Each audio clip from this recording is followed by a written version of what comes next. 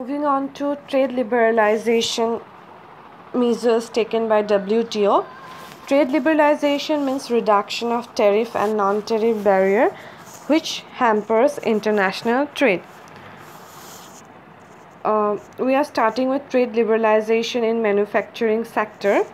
In order to liberalize tariff in the manufacturing sector, WTO has taken mainly two steps. First one is reduction of tariff barrier.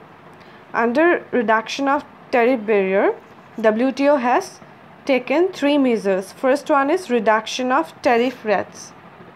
Nothing to explain here. Second one is expansion of tariff binding.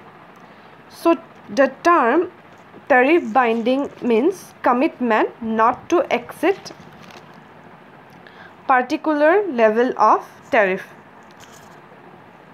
I'm giving an example here. Suppose India is charging 5% tariff on import of food grains. Now it has decided that it will not increase tariff on import of food grains further. It will level the 5% tariff. It will not increase further. That is called tariff binding.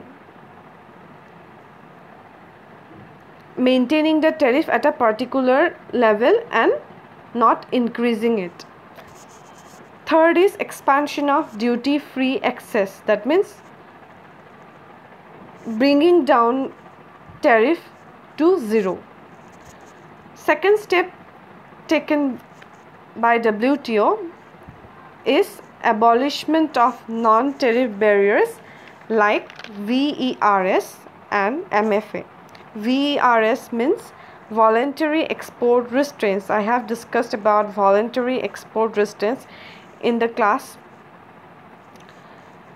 So VERS is a kind of non-tariff barrier under which a developing country requests a developed country to restrict export of a particular category of goods to that particular developing country.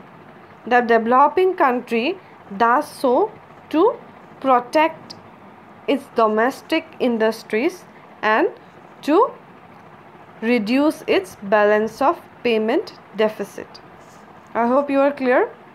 Coming to multi-fiber arrangement, that is MFA.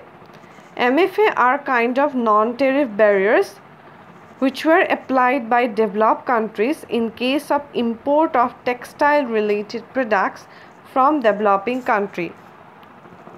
It is kind of discrimination towards developing country which hampers trade position of developing countries. So abolishment of non-tariff barriers like VERS and MFA is a landmark achievement of WTO.